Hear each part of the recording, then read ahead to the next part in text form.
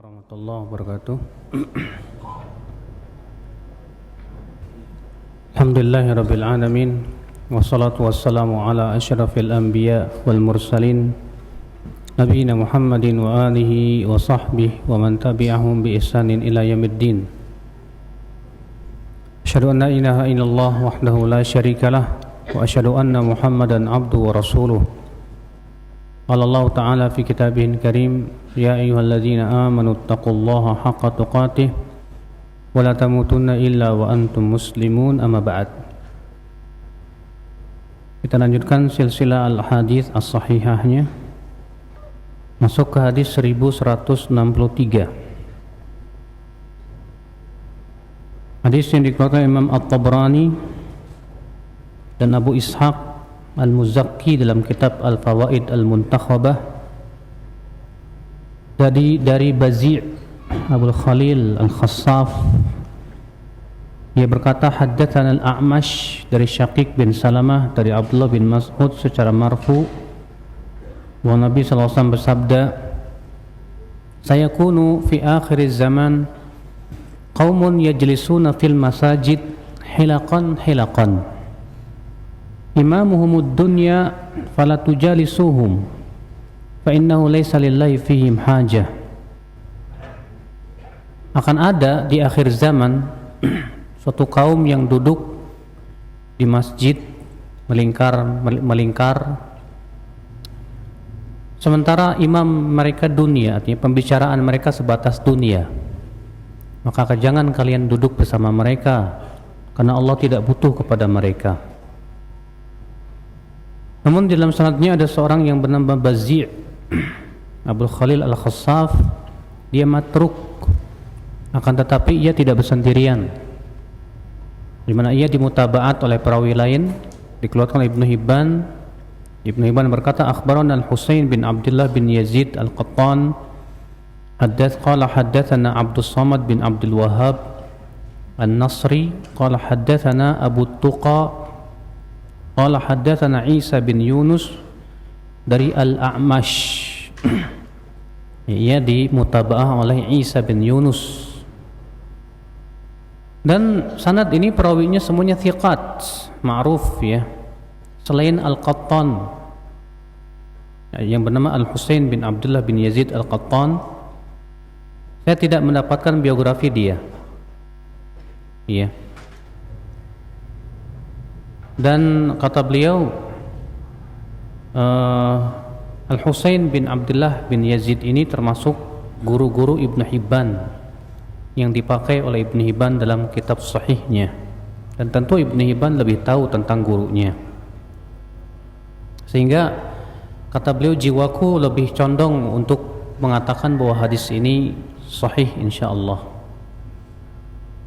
Dan hadis ini mempunyai penguat, namun kita tidak bergembira dengannya, ya, yaitu dalam riwayat Abu Abdillah Al-Falaki dalam Al-Fawaid, tapi sanadnya sangat lemah sehingga tidak bisa menguatkan.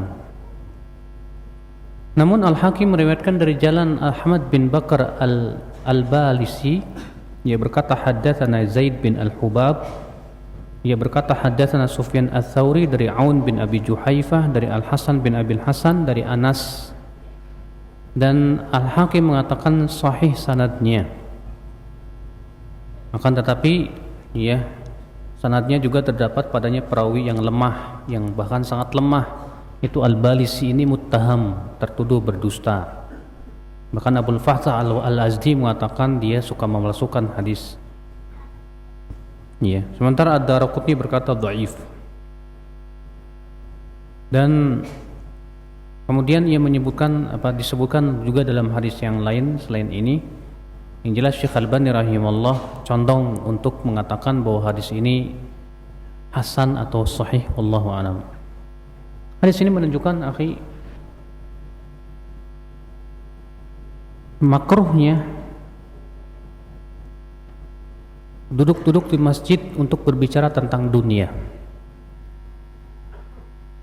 Dimana kalau kita duduk-duduk di masjid dan pembicaraan kita tentang dunia, maka lebih baik jangan di masjid. Makanya di zaman Umar bin Khattab radhiyallahu an, Umar membuat sebuah tempat khusus di depan masjid bagi mereka yang mau ngomong dunia. Silahkan ya, ngobrol di sana saja. Kenapa demikian? Karena masjid tidak dibangun untuk itu. Masjid dibangun untuk berzikir kepada Allah. Masjid dibangun untuk ya beribadah kepada Allah Subhanahu wa taala. Masjid ya tidak dibangun untuk obrolan-obrolan dunia yang tidak ada manfaatnya ya akhi. Maka Nabi sallallahu alaihi wasallam mengatakan akan ada di akhir zaman suatu kaum yang duduk di masjid ya sementara pembicaraan mereka sebatas dunia. Maka jangan kamu duduk bersama mereka. Kenapa? Karena mereka duduk di masjid hanya sebatas bicara tentang dunia, dan ini tidak layak untuk di masjid-masjid Allah Subhanahu wa taala. Maka kalau mau ngomong dunia, ngobrol dunia, udah ente jangan di masjid sana. Keluar aja. Kalau di masjid layaknya ngomongin apa Pak? Ngomongin ilmu, ngomongin ibadah, ngomongin hal-hal yang sifatnya ibadah kepada Allah Subhanahu wa taala. Adapun ngomongin bisnis, ngomongin tentang masak ataupun yang lain yang sifatnya duniawiyah, jangan di masjid. Ya. Jangan di masjid. Karena Nabi sallallahu alaihi wasallam dalam hadis ini melarang. Hadis selanjutnya hadis 1164. Hadis yang dikeluarkan Imam Muslim dan Ahmad. Demikian pula Ibnu Khuzaimah meriwayatkan dari Al-Qasim Asy-Syaibani bahwa Zaid bin Arqam melihat suatu kaum yang salat duha. Dan ia berkata, "Amma laqad alimu anna shalah fi ghairi hadhihi sa'ah afdal." Sungguh mereka sudah tahu bahwasanya salat di selain saat ini lebih utama. Namun Rasulullah SAW bersabda, "Salatul awwabin hina tarmidul fisal." Salatnya orang-orang yang awwabin itu orang-orang yang kembali kepada Allah, itu di saat anak-anak unta sudah mulai kepanasan. Hadis ini juga diriwayatkan oleh Abu Awanah, ya, dan juga mempunyai syahid dari hadis Abu Hurairah dengan lafaz alla ada raq'atay duha fa inna salatul awwabin. Rasulullah SAW mewasiati aku agar jangan meninggalkan 2 rakaat duha karena ia adalah salatnya orang-orang yang kembali kepada Allah Subhanahu wa taala. Hadis ini ya akhul Islam menunjukkan keutamaan salat duha. Dan bahwasanya salat duha itu adalah kata Rasulullah salatnya orang-orang yang kembali. Itu salat orang-orang yang kembali kepada Allah Subhanahu wa taala. Dan salat duha juga akhirnya mempunyai keutamaan besar ya, disebutkan dalam hadis bahwa Nabi SAW mengatakan bahwa setiap paginya ada 360 sendi yang harus dipenuhi sedekahnya.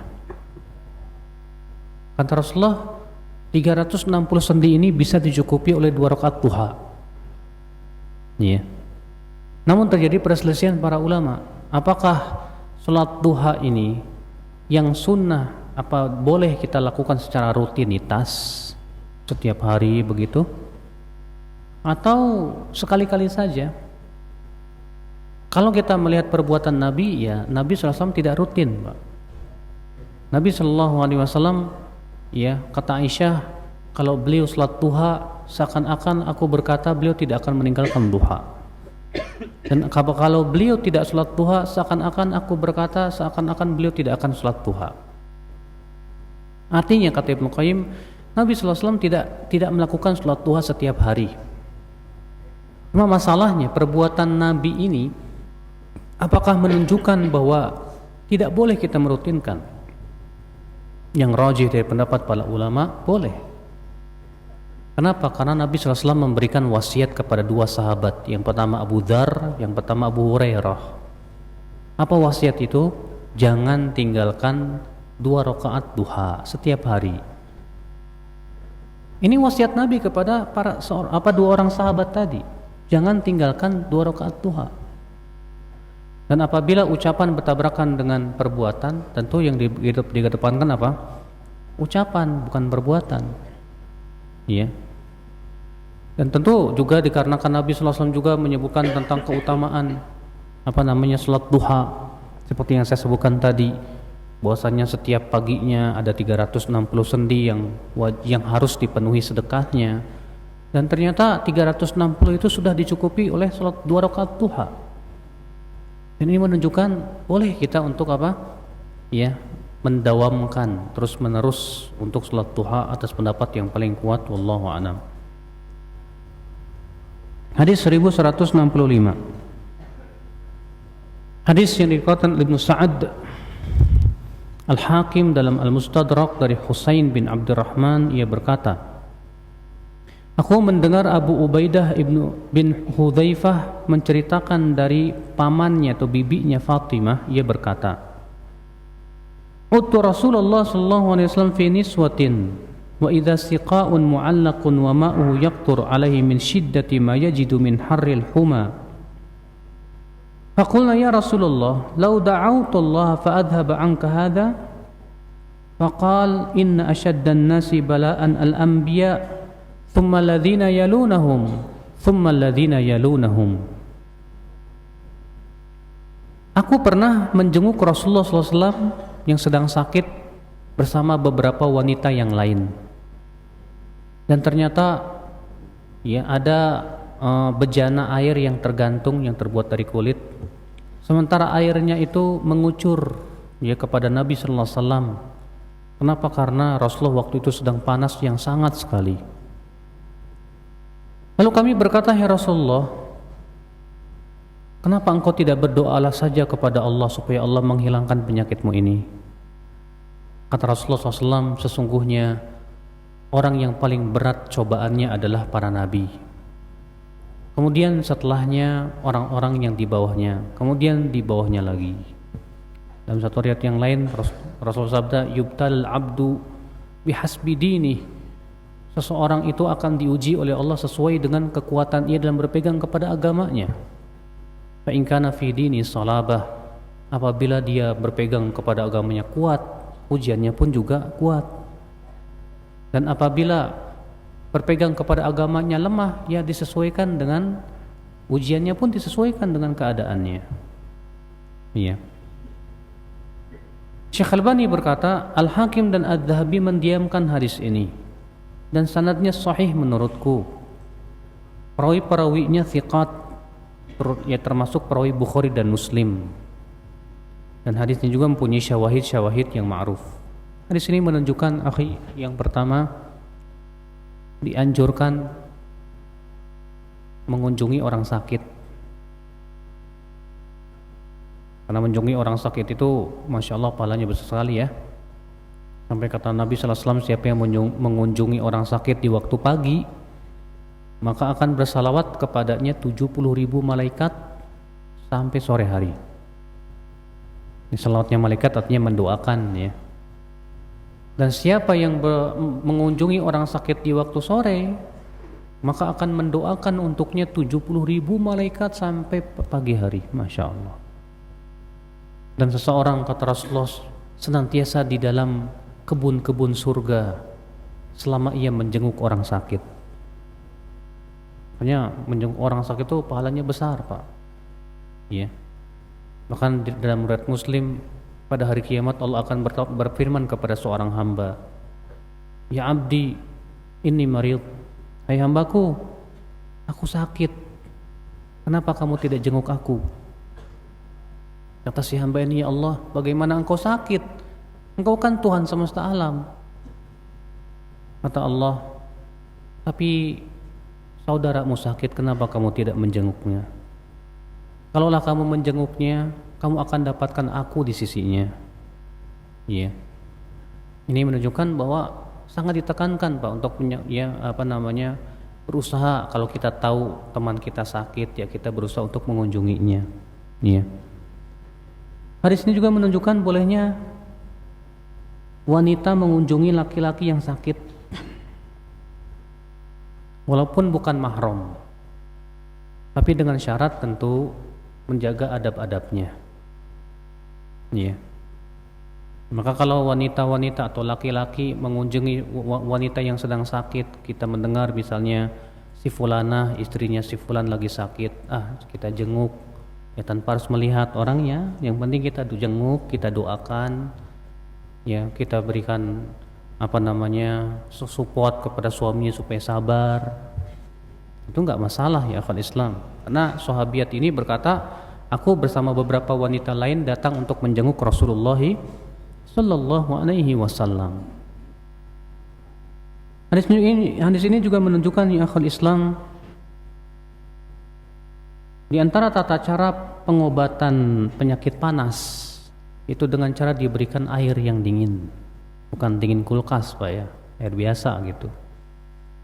Karena Nabi SAW di situ disebutkan ya beliau sedang panas banget dan ternyata ia digantungkan bejana dan dibiarkan air menetes di kepala Rasulullah SAW ya, karena saking panasnya badan Rasulullah SAW.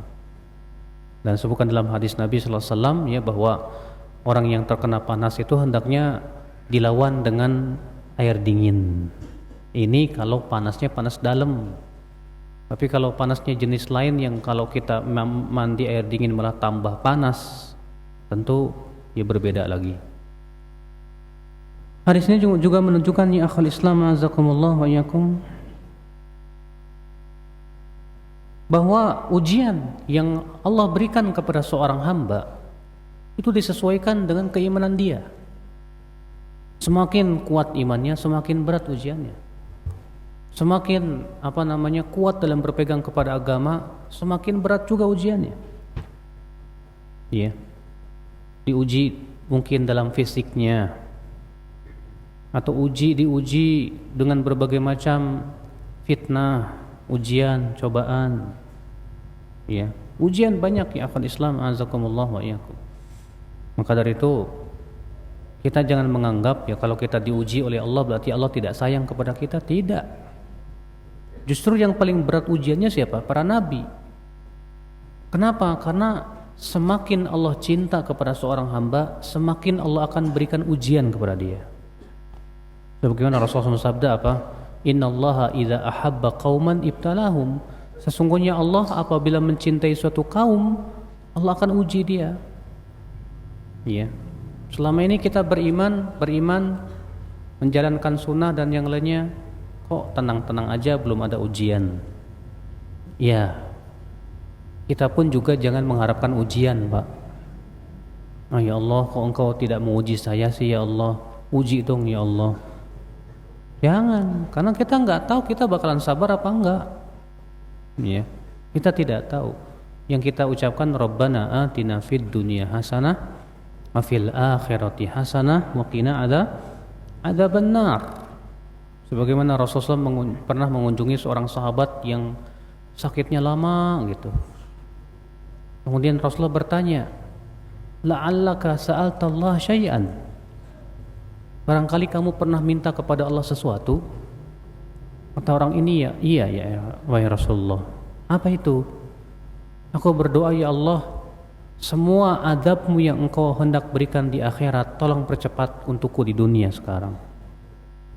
Apa kata Rasulullah? Subhanallah, innaka lan tutiqu dzalik. Kamu tidak akan mampu itu. Kenapa kamu tidak ucapkan saja Allahumma atina fid dunya hasanah wa fil akhirati hasanah wa qina adzabannar. Maka orang ini pun mengucapkan doa tersebut, tak lama kemudian dia pun sembuh. Iya, jadi kita ini jangan mengharap-harapkan diuji, Pak. Emang pede, mampu gitu ya. Tahu-tahu dikasih ujian malah ngambek sama Allah. Ya Allah, kok diuji berat banget sih ya Allah. Ya. Akhirnya malah lama-lama jauh dari Allah Subhanahu wa taala. Nauzubillah. Hadis 1166. Hadis yang diriwayatkan oleh Imam At-Tahawi dalam Mushkil Athar, Imam Ahmad dalam Musnadnya, Ibnu Sa'ad, Al-Hakim dari jalan Al-Mas'udi, ia berkata haddatsani Ma'bad Ibnu Khalid dari Abdullah bin Yasar dari Qutailah ya bintu Saifi Al-Juhaniyah, ia berkata atahabrun mil ahbar Rasulullah sallallahu alaihi wasallam. Ada salah seorang pendeta ya Yahudi berkata kepada Rasulullah sallallahu alaihi wasallam, "Ya Muhammad, ni'mal qaum antum laula annakum tusyrikun." hai Muhammad, sebaik-baiknya kaum itu kamu, kalau bukan karena kamu berbuat syirik. Qala subhanallah wa ma dzak. Kata Rasulullah, maha suci Allah. Apa itu? Kata orang Yahudi ini, taquluna idza halaftum wal Ka'bah. Kalian kalau bersumpah mengucapkan wal Ka'bah, demi Ka'bah. Iya, maka Rasulullah fa'amhala Rasulullah SAW syai'an. Lalu Rasulullah SAW pun diam sebentar. Kemudian beliau bersabda, innahu qad qal, faman halafa falyahlif bi rabbil Ka'bah. Sungguh memang ada orang yang pernah mengucapkan itu. Maka siapa saja yang ingin bersumpah, hendaklah ia bersumpah dengan Rabbul Ka'bah, bukan bersumpah dengan Ka'bah. Qal, lalu pendeta Yahudi ini berkata lagi, ya Muhammad, ni'mal qaum antum laula annakum taj'aluna lillahi nidda. Hai Muhammad, sebaik-baiknya kaum itu kamu, kalau bukan karena kalian mengambil tandingan selain Allah. Kata Rasulullah, subhanallah, apa itu? Kata Rasulullah, kata orang pendeta Yahudi ini, taquluna masya Allah wa syi'ta. Kalian mengucapkan masya Allah wa syi'ta, dengan apa yang Allah kehendaki dan apa yang kamu kehendaki. Qalat fa'amhala Rasulullah syai'an. Kemudian Rasulullah SAW pun diam sebentar. Lalu beliau bersabda, innahu qad qal, sungguh memang ada yang mengucapkan itu. Faman qala masya Allah falyaqul ma'aha thumma syi'ta. Maka siapa yang ingin mengucapkan masya Allah, hendaklah ia ucapkan thumma syi'ta, bukan wa, tapi pakai thumma. Ya. Syekh Albani berkata sanadnya perawi-perawinya thiqat, kecuali Al-Mas'udi ini namanya Abdurrahman bin Abdullah bin Utbah bin Mas'ud. Ia seorang perawi yang berubah hafalannya. Ia disebutkan oleh Al-Hafidh Burhanuddin Al-Halabi dalam kitabnya Al-Iqtibat biman rumiya bil ikhtilat. Sementara Al-Hakim berkata sanadnya ya sahih. Ya. Kata beliau ini aneh. Kenapa? Karena Al-Mas'udi ini disebutkan dalam kitab Ad-Du'afa bahwasanya ia termasuk orang-orang yang berubah hafalannya. Namun ia tidak sendirian. Ia dimutabaat oleh perawi lain. Yaitu diriwayatkan oleh An-Nasa'i dari jalan Mis'ar dari Ma'bad bin Khalid. Ya, sama dengannya dan ini sanadnya sahih. Ya, disebutkan pula oleh Al-Hafidz dalam Fathul Bari. Ya, dalam bahwasanya An-Nasa'i mensahihkannya dalam Kitabul Iman wan Nudhur. Sehingga hadis ini ya sahih. Di sini akhi kita ambil faidah yang pertama, bahwa orang-orang Yahudi itu orang-orang yang faham, yang tahu, orang punya ilmu sebetulnya, Pak. Mereka faham syirik, tahu. Ya. Sampai-sampai mereka mengatakan kepada Rasulullah, "Hai Muhammad, kalian tuh sebaik-baiknya kaum kalau bukan karena kalian berbuat syirik." Apa itu? Kalian mengatakan demi Ka'bah. Berarti ini orang Yahudi punya ilmu tidak? Punya ilmu, tahu ini syirik. Ya. Makanya orang-orang Yahudi itu punya ilmu tapi mereka tidak mengamalkan ilmu, Pak. Sebaliknya orang Nasrani itu rajin beramal tapi tanpa ilmu. Maka kalau kita punya ilmu tapi kita tidak amalkan, kita berarti mirip orang Yahudi. Kalau kita rajin beramal tapi tanpa ilmu, berarti kita mirip siapa? Nasrani. Iya. Hadis ini juga menunjukkan ya akhwal Islam yang kedua, bahwa kebenaran kita terima dari siapapun yang mengucapkannya. Siapa saja yang mengucapkan kebenaran kita terima, walaupun itu orang Yahudi. Lihat, ini orang Yahudi datang kepada Nabi SAW menasihati. Ya. Tapi lihat bagaimana Rasulullah SAW bersikap. Apakah hanya karena orang Yahudi yang menasihati kemudian Rasulullah SAW mencemooh, atau Rasulullah menolak, atau Rasulullah marah, atau Rasulullah tidak? Ya. Ketika Rasulullah tahu memang ternyata sebagian sahabat ada yang melakukannya, Rasulullah langsung larang mereka. Ya. Maka kebenaran itu kita terima, Pak, dari siapapun yang mengucapkannya. Hatta itu orang Yahudi, walaupun setan yang ngomong, selama itu benar kita terima. Namun ingat, bedakan antara menerima kebenaran dengan menuntut ilmu. Kalau menuntut ilmu kita bersimpuh sama seseorang untuk mengambil dan mendulang ilmunya, maka nggak boleh kepada sembarangan orang, Pak. Makanya Rasulullah membedakan juga, ya. Kata Rasulullah, inna min asyratis sa'ah an yultamasal ilmu indal asagir. Di antara tanda hari kiamat, ilmu itu diambil dari siapa? Al-asagir. Siapa al-asagir? Ada dua penafsiran. Abdullah bin Mubarak mengatakan al-asagir itu ahlul bid'ah. Ya. Sedangkan Syekh Albani berpendapat al-asagir juga maknanya orang yang dangkal ilmunya, maka disebut dengan al-asagir. Ya, di zaman sekarang ya beginilah, Pak. Banyak asagir yang kemudian jadi dai selebritis, ngomongnya ngaco lagi, Pak. Katanya pemimpin boleh dari selain muslim. Ya.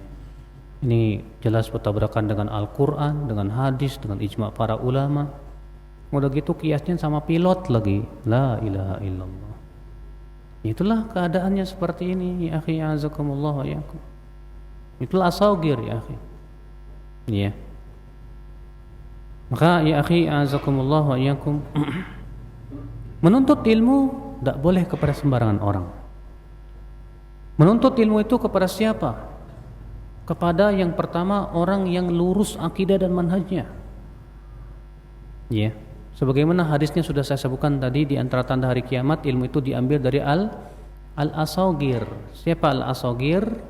Al-asagir di antara maknanya adalah ahli bid'ah, orang-orang yang menyimpang pemikirannya, yang menyimpang akidahnya. Makanya Abdullah bin Umar berkata, dinaka innama huwa damuka wa lahmuka khudh 'anil ladzina istaqamu wa la ta'khudh 'anil ladzina malu. Agamamu jagalah. Ia adalah darah dan dagingmu. Ambil dari orang yang lurus dan jangan kamu ambil dari orang yang menyimpang. Ya. Ini yang diperintahkan oleh Nabi sallallahu alaihi wasallam. Yang kedua, orang yang kita ambil ilmu itu yang apa? Yang mumpuni keilmuannya, dia memang menguasai di bidangnya. Ya. Kalau kita belajar fikih, ya kita ambil dari orang yang betul-betul menguasai dalam masalah fikih. Kalau kita belajar hadis, ya kita ambil dari orang-orang yang betul-betul menguasai masalah hadis. Kalau kita mau belajar akidah, kita duduk dari orang yang apa? Ya, menguasai masalah akidah. Maka kita berusaha. Makanya Imam Nawawi berkata apa? La yanbaghi li talibil ilmi an yatluba illa mimman kamulat ahliyatuh. Tidak layak bagi seorang penuntut ilmu untuk menuntut ilmu kecuali dari orang yang telah betul-betul mumpuni keilmuannya. Dia menguasai dalam bidangnya tersebut, ya akhul Islam.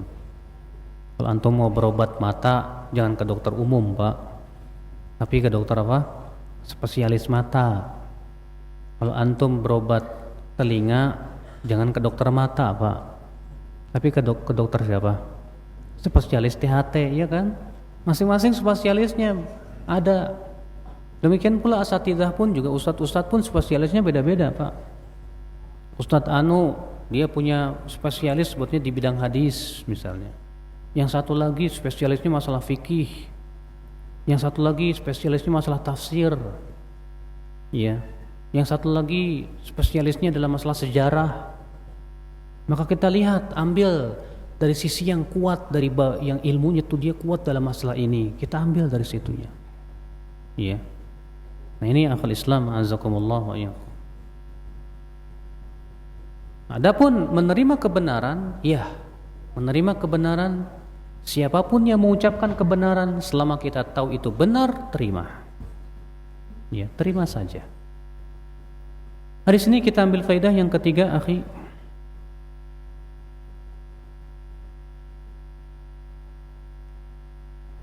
Bahwa seorang muslim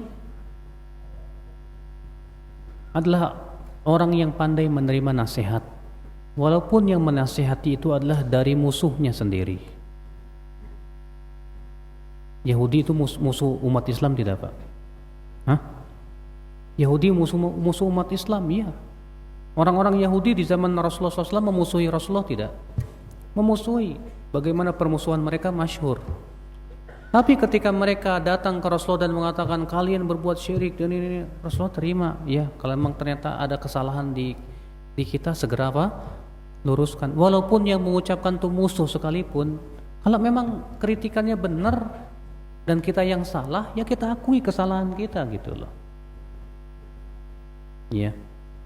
Nah, ini akal Islam, a'azakumullah wa iyyakum. Karena seorang mukmin itu akhi, ya, bagi dia kebenaran segala-galanya. Ya. Bagi dia kebenaran lebih penting daripada ego. Karena kan kita terkadang lebih mempertahankan ego daripada menerima kebenaran. Karena merasa dirinya seorang ustadz, merasa dirinya seorang ajengan, merasa dirinya seorang kiai. Lalu ketika ada orang yang mengingatkan kesalahannya, egonya naik, Pak. Lalu kemudian ia tolak kebenaran tersebut. Iya. Ini tentu tidak layak bagi seorang. Karena kewajiban kita adalah tawadhu kepada kebenaran. Iya, bukan sombong kepada orang yang membawa kebenaran. Hadisnya juga menunjukkan akhi haramnya bersumpah dengan selain nama Allah. Dan bahwasanya bersumpah dengan selain nama Allah itu termasuk syirik. Sebagaimana dalam riwayat yang lain kata Rasulullah, "Man halafa bi ghairillah faqad asyrak." Siapa yang bersumpah dengan nama selain Allah, sungguh ia telah berbuat syirik. Ya, antum bersumpah demi gunung, demi bumi. Oh, antum bersumpah dengan, loh kan di Al-Quran Allah juga bersumpah dengan langit, dengan bumi. Ya kan? Kita katakan itu bagi Allah. Kalau Allah terserah. Mau bersumpah dengan apapun yang dari makhluknya itu terserah Allah. Adapun kita yang makhluknya tidak boleh bersumpah dengan nama selain Allah Subhanahu wa taala. Ya. Hadisnya juga menunjukkan ya akhwal Islam larangan untuk mengucapkan masya Allah wa syi'ta. Dengan apa yang Allah kehendaki dan yang kamu kehendaki. Kenapa Rasulullah melarang dengan pakai waw? Karena waw itu memberikan makna kesetaraan, seakan-akan kehendak Allah setara dengan kehendak Rasulullah SAW. Maka yang seperti ini yang diingkari, yang tidak boleh. Iya. Makanya disebutkan dalam hadis lain, ada seorang sahabat berkata kepada Rasulullah, "Ya Rasulullah, masya Allah wa syi'ta." Dengan apa yang Allah kehendaki dan engkau kehendaki, hai Rasulullah. Apa kata Rasulullah? "Aja'alta lillahi niddan?" Kamu hendak menjadikan aku sebagai tandingan selain Allah? Qul masya Allah wahdah. Katakan dengan kehendak Allah saja. Kalaupun kita mengucapkan jangan pakai waw, tapi pakai thumma. Apa bedanya waw sama thumma, Pak? Kalau waw itu sudah kita sebutkan mempunyai ya kesan kesetaraan, sedangkan kalau thumma tidak. Iya. Maka hati-hati ya, akhi. Demikian pula semua lafaz yang berbau syirik jauhi. Ya. Contohnya kita menisbatkan nikmat kepada selain Allah Subhanahu wa taala. Kita katakan, "Wah, kalau bukan karena pasar yang ramai gue enggak bakalan dapat, ya saya enggak bakalan dapat untung yang besar begini." Dia nisbatkan keuntungan besar kepada pasar yang ramai, padahal kalau bukan karena Allah yang memberikan kepada dia karunia, dia tidak akan ramai begitu. Ini namanya menisbatkan nikmat kepada selain Allah. Ini termasuk syirik kecil ya akhi, azakumullah wa yakum. Iya, syarat syirik-syirik lafaz seperti ini. Terkadang kita berkata kepada seseorang, "Kuserahkan jiwa ragaku padamu." Iya. Ini juga syirik. Kenapa? Karena menyerahkan jiwa raga itu hanya kepada Allah Subhanahu wa taala. Maka dari itu hati-hati ya mengucapkan kata-kata yang berbau syirik itu ya semaksimal mungkin untuk kita hindari. Jangan sampai kita mengucapkannya.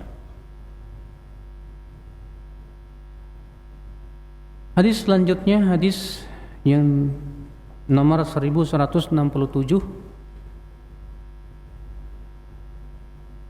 Hadis yang dikeluarkan oleh Imam Ahmad, ia berkata haddatsana Affan qala haddatsana Hammad qala akhbarana Thabit dari Anas bahwasanya Rasulullah SAW bersabda, yu'ta bi asyaddin nasi kana bala'an fid dunya min ahlil jannah.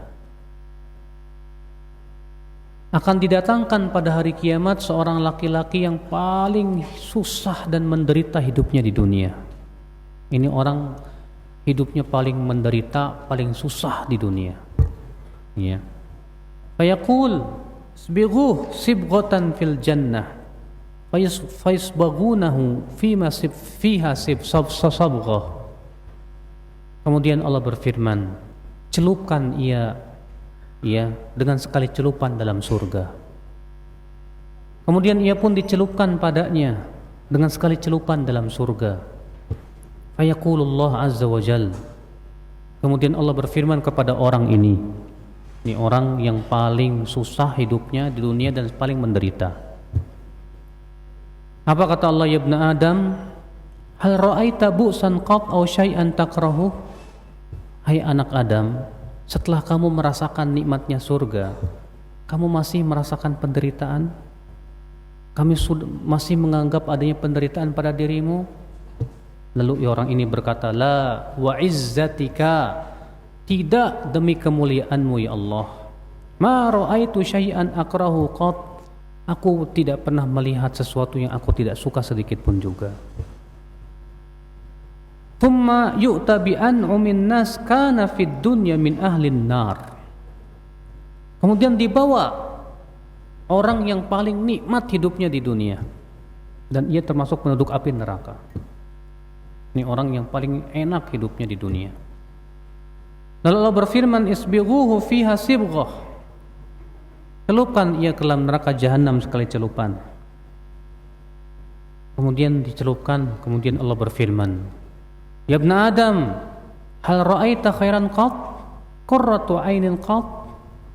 Pernahkah kamu melihat kenikmatan setelah kamu merasakan api neraka? Orang ini berkata, la wa izzatik, ma ra'aitu khairan qat wala qurrata ainin qat. Tidak demi kemuliaanmu ya Allah, tak pernah aku melihat kenikmatan sedikit pun juga. Kata Syekh Albani, sanad hadis ini sahih sesuai dengan syarat Muslim. Dan juga Imam Muslim mengeluarkan dalam sahihnya, demikian pula Imam Ahmad mengeluarkan pula dari jalan Yazid bin Harun. Ia berkata, akhbarana Hamad bin Salamah. Hadis ini akhi kita ambil faidah. Yang pertama, bolehnya bersumpah dengan menggunakan salah satu dari sifat Allah. Bolehnya bersumpah dengan menggunakan salah satu dari sifat Allah. Kenapa? Karena orang ini mengucapkan apa? La wa izzatika, tidak demi izzahmu ya Allah, demi kemuliaanmu ya Allah. Berarti kalau kita bersumpah dengan sifat Allah boleh. Kita mengatakan demi rahmat Allah, ya kita katakan demi ilmu Allah, ya kita katakan demi kemuliaan Allah. Boleh tidak? Boleh, tidak apa-apa. Karena itu termasuk sifat-sifat Allah subhanahu wa ta'ala. Hadisnya juga menunjukkan yang kedua ya akhi, bahwa kenikmatan surga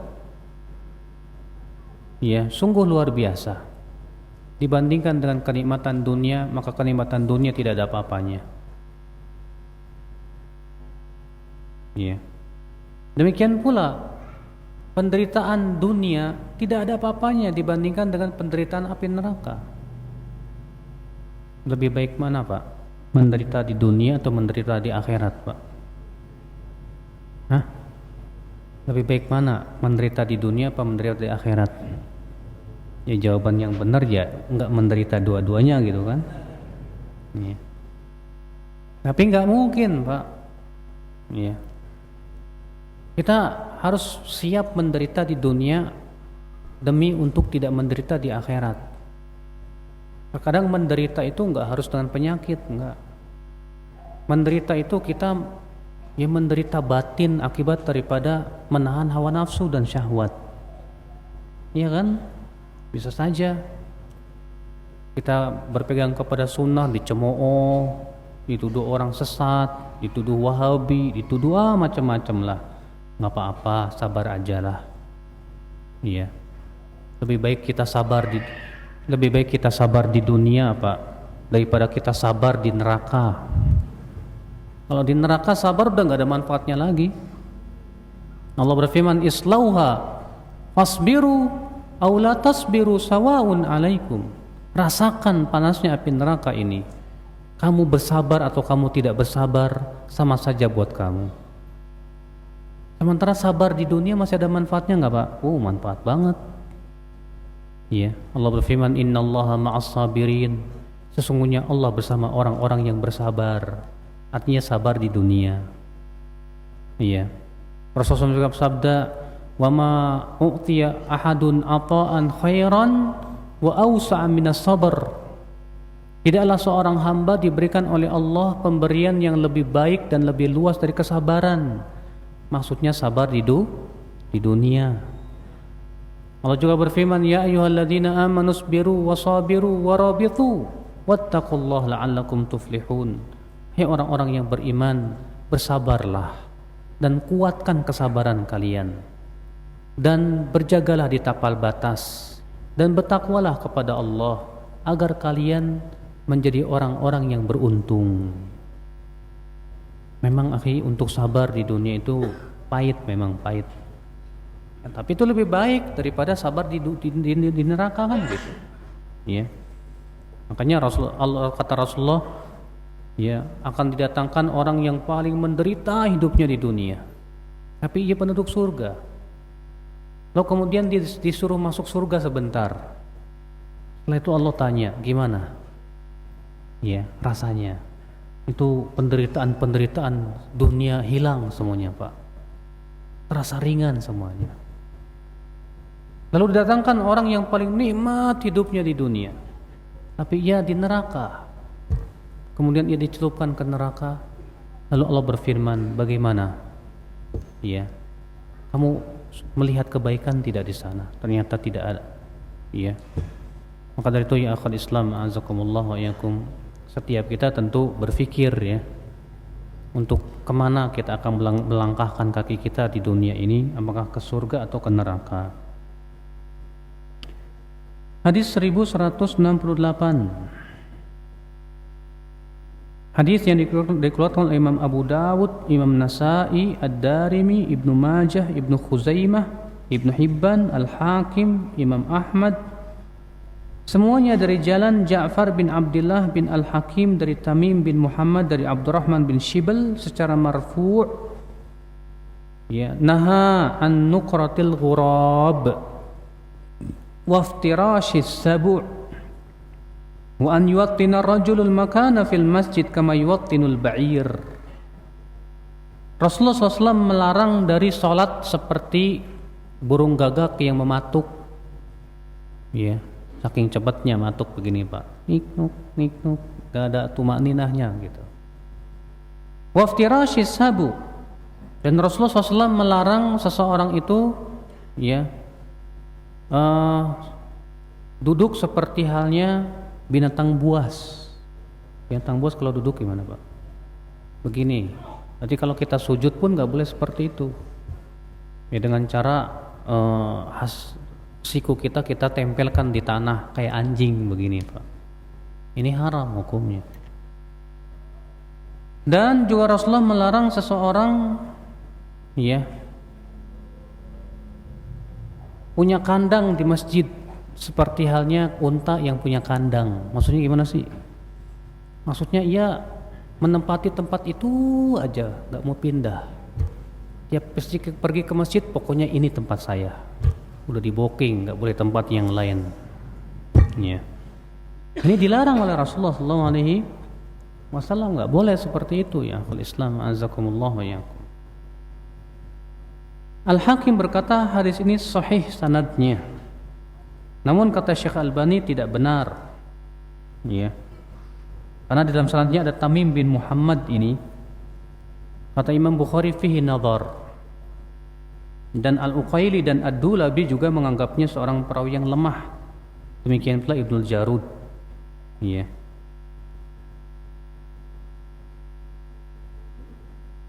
Akan tetapi hadis ini mempunyai kuat dengan adanya syawahid, yaitu dengan lafaz naha an nuqratil ghurab wa an furshatis sabu wa an yuwattina ar-rajul maqamahu fi shalah kama yuwattinul ba'ir.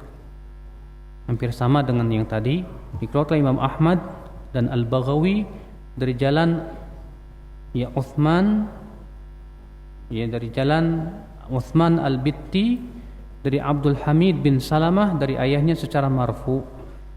Dan perawi-perawinya thiqat selain Abdul Hamid ini, dia seorang perawi yang majhul, sehingga dengan dua jalan tadi hadis ini naik menjadi hasan li ghairihi. Wallahu alam. Hadis ini menunjukkan akhi yang pertama, perintah untuk tumakninah dalam sholat dan larangan sholat seperti burung gagak yang mematuk cepat. Iya, jangan. Kemarin saya waktu sholat di mana tuh Pak, di rest area di tol sini nih Jagorawi ya. Saya ngeliat orang, ya Allah sholatnya kok gini benar. Allahu Akbar, Allahu Akbar. Ya Allah, ya, nggak ada tumakninah sama sekali. Makanya aneh kan kalau di Indonesia ini ada sholat tarawih tercepat di dunia. Pernah dengar nggak Pak? Iya, sholat tarawih tercepat di dunia, 21 rakaat dalam berapa menit? 5 menit ya? Ajib, 5 menit 21 rakaat, gila nggak? Dan anehnya mereka bawa dalil lagi. Kan Allah berfirman, fastabiqul khairat, berlomba-lombalah dalam kebaikan. Yang namanya lomba-lomba kan kalau lomba lari cepet-cepetan. Ini tafsiran siapa coba Pak? Allah Ustaz. Justru Nabi SAW ketika mensifati sholatnya orang munafik, ya seperti itu. Atau tilka sholatul munafik, itu sifatnya orang munafik, sholatnya orang munafik. Apa itu? Dia sengaja mengakhir-akhirkan waktu sholat sehingga ketika mendekati akhirnya naqratal ghurab, dia pun sholat seperti mematuk, ya, seperti gagak yang mematuk, saking cepatnya seperti itu. Ya, kenapa sih Pak mereka itu kalau sholat cepat banget Pak? Jawabnya sebetulnya karena mereka malas. Sebab kalau mereka merasakan kelezatan sholat, mereka tidak akan begitu sholatnya Pak. Yang mereka inginkan adalah bagaimana segera selesai, yang penting cepat selesai dah, ya. Nah yang seperti inilah ya akal Islam. Hadis ini juga menunjukkan larangan menyerupai hewan. Larangan menyerupai apa? Hewan. Nabi SAW melarang seseorang itu iftirash seperti binatang buas. Kalau sujud itu ya kita hamparkan ini di tanah begini seperti anjing jadinya. Maka itu dilarang oleh Nabi SAW. Dan tentu ya karakter-karakter hewan yang lain pun kita nggak boleh ikuti Pak. Iya. Hewan, kalau hewan biasanya ya tahu sendiri, rimba lah ya, senang berantem, itu hewan tuh. Maka orang yang senang berantem ya sifat hewan itu. Yang namanya hewan taunya makan, minum, kawin, ya. Maka orang yang hanya sebatas mikirnya makan, minum, kawin, gak mikir tentang bagaimana beribadah, berakhlak, sopan santun, ya kayak hewan juga sama. Ya. Allahu a'lam, saya kira cukup. Billahi taufiq. Assalamualaikum warahmatullahi wabarakatuh. Asyhadu an la ilaha illallah wahdahu la syarikalah, asyhadu anna Muhammadan abduhu wa rasuluhu wa ba'd.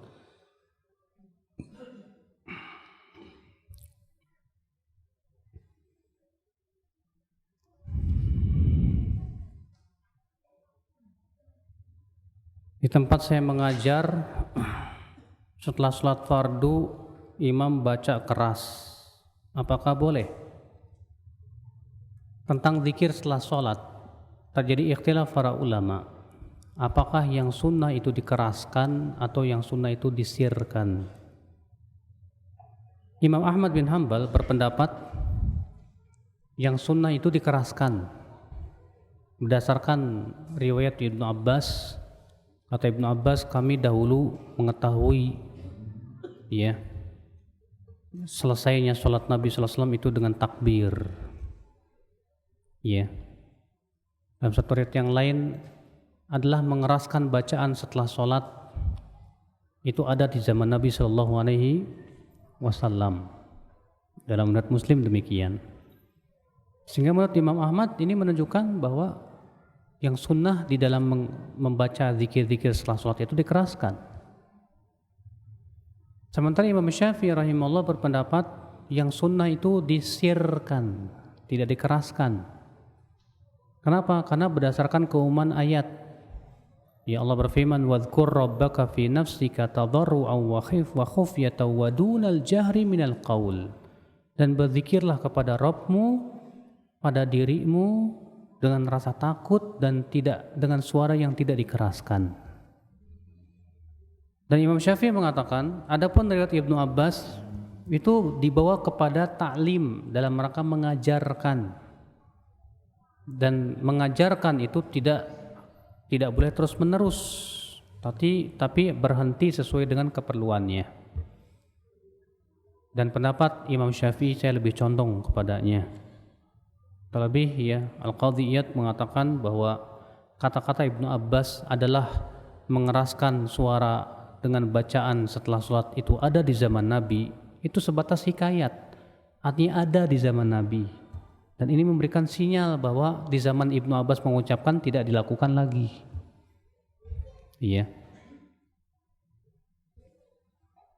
Saya belajar di sekolah tapi gurunya berbeda manhaj. Apa boleh? Manhajnya apa dia? Antum harus jelas dulu sebelum menilai orang berbeda manhaj itu benar apa enggak. Jangan-jangan kitanya yang belum paham manhaj gitu loh. Iya. Jangan-jangan kita sebatas menganggap yang namanya manhaj itu begini-begini padahal kita kurang paham. Ini yang harus kita pahami dulu.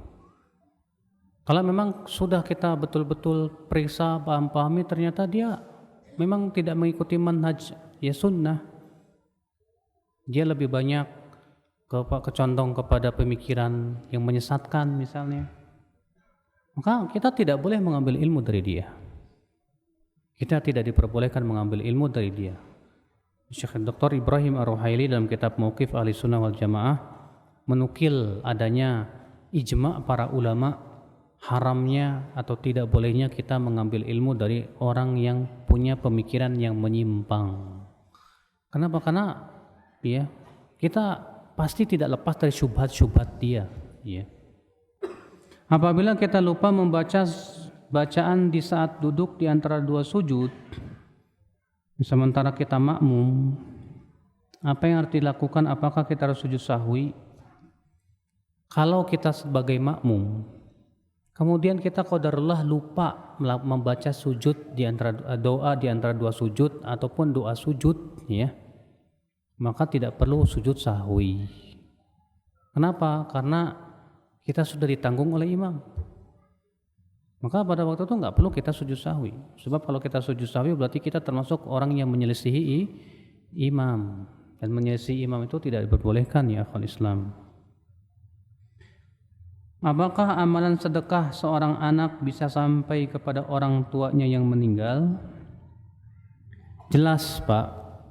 Ya, amalan sedekah anak pasti sampai, insya Allah sampai ke orang tua. Makanya ada seorang sahabat berkata kepada Rasulullah SAW apa? Ya Rasulullah, inna ummi matat faltah. Ibuku meninggal dunia tiba-tiba ya Rasulullah.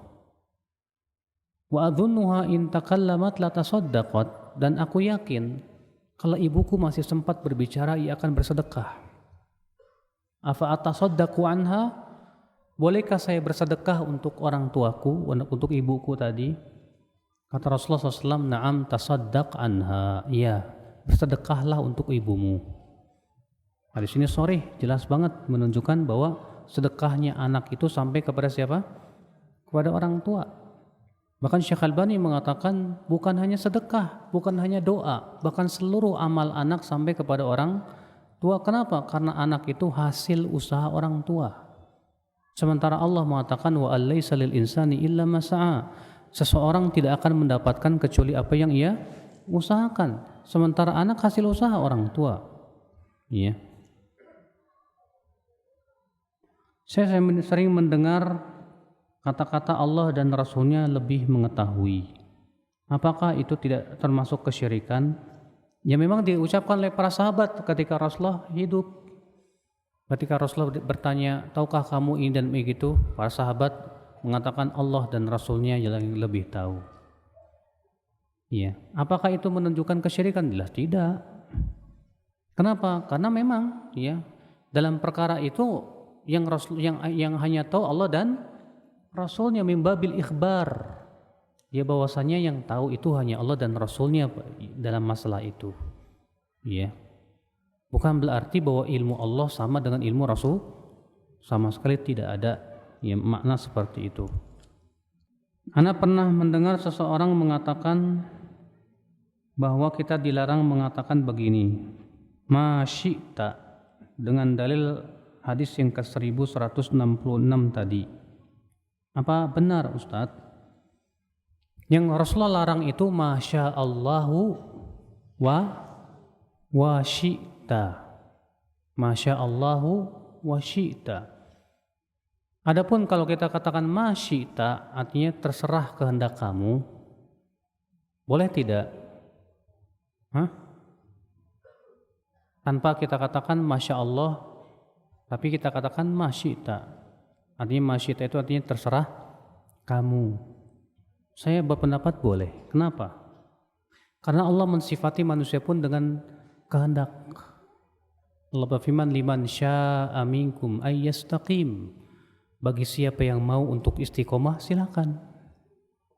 Dan manusia pun mempunyai kehendak, tapi kehendak Allah mengikuti kehendak manusia mengikuti kehendak siapa? Allah Subhanahu wa taala.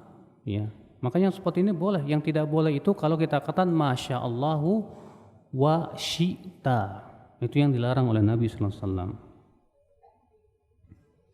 Bolehkah menggabung dua niat dalam salat sunnah? Dalam salat sunnah dalam satu salat seperti salat duha dan salat syuruk. Ikhtilaf para ulama. Jumhur ulama dan ini pendapat mazhab yang 4 mengatakan boleh. Dalilnya hadis innamal a'malu binniyat. Sesungguhnya amal itu dengan niat. Di sini mutlak, baik dengan satu niat, dua niat, tiga niat, terserah. Namun mereka memberikan syarat. Syarat boleh menggabung itu kalau sama-sama satu level, sama-sama sunnah. Yang kedua, bukan dalam rangka mengqadha. Maka apabila terpenuhi dua syarat ini, boleh. Ibnu Qudamah mengatakan dalam kitab Al-Mughni, di antara yang menunjukkan kepada bolehnya juga adalah qiyas. Kalau ada orang yang berhadas besar, berhadas kecil, ya dia pun juga buang angin beberapa kali, maka itu mencukupi untuknya satu wudu. Berarti satu kali wudu untuk beberapa kali hadas. Maka dikiaskan kepada itu, kata Ibnu Qudamah, berarti boleh dua niat untuk satu sholat untuk beberapa kali, ya untuk beberapa niat. Iya. Ketika safar naik angkutan umum, berangkat malam dan sampai tempat tujuan pagi dan matahari pasti sudah keluar. Manakah yang benar? Sholat subuhnya di mobil atau di tempat tujuan walaupun sudah kesiangan? Di mobil, Pak. Selama kita masih bisa sholat, ya, sholat tepat waktunya. Dan kalau bisa kita ngomong ke sopir, Pak, sopir bisa minggir dulu nggak di masjid? Kita sholat subuh dulu. Bagus, Pak.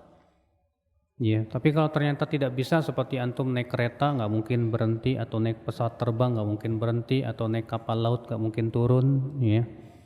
Maka pada waktu itu sholatlah dalam keadaan, ya, sebagaimana adanya. Gimana lagi? Itu namanya terpaksa, ya.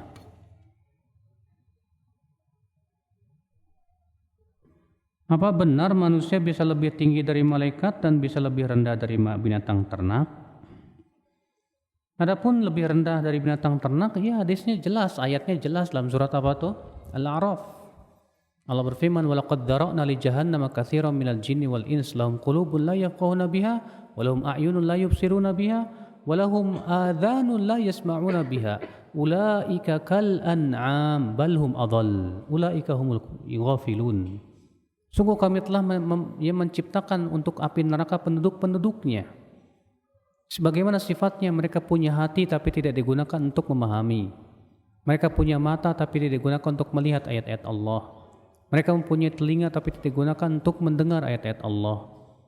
Mereka itu seperti binatang ternak, bahkan lebih sesat lagi. Ya, Allah juga berfirman, "Laqad khalaqnal insana fi ahsani taqwim, tsumma radadnahu asfala safilin." Sungguh kami telah menciptakan manusia dalam bentuk yang paling bagus. Kemudian kami kembalikan dia ke tempat yang paling rendah. Ya, Allahu a'lam. Ustadz, ana takut rasa cemburu ana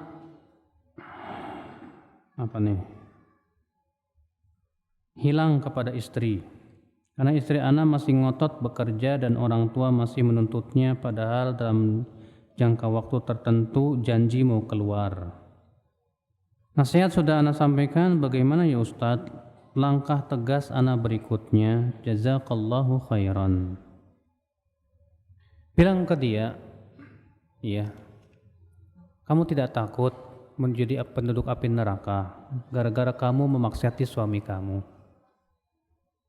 Ya, Rasulullah bersabda, "Ma ra'aitu uritun nar fa idza aktsaru ahlihan nisa." Aku diperlihatkan oleh Allah penduduk neraka, ternyata kebanyakan penduduknya siapa? Wanita. Kenapa?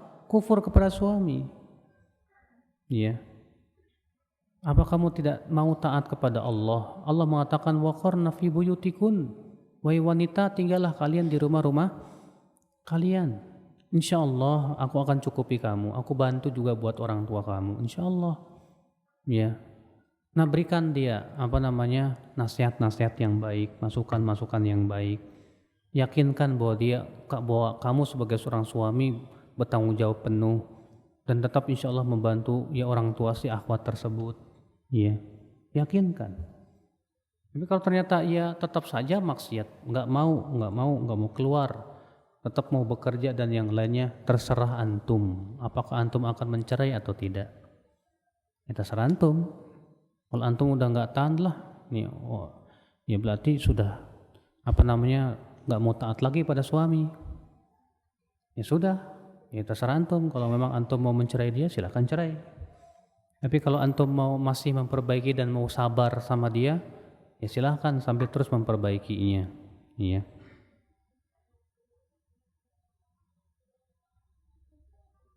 Boleh nggak baca Quran sambil pakai celana pendek dalam kamar menjelang tidur? Tentunya Pak, dalam membaca firman-firman Allah itu harus diperhatikan adab-adabnya, kata Imam Nawawi ya.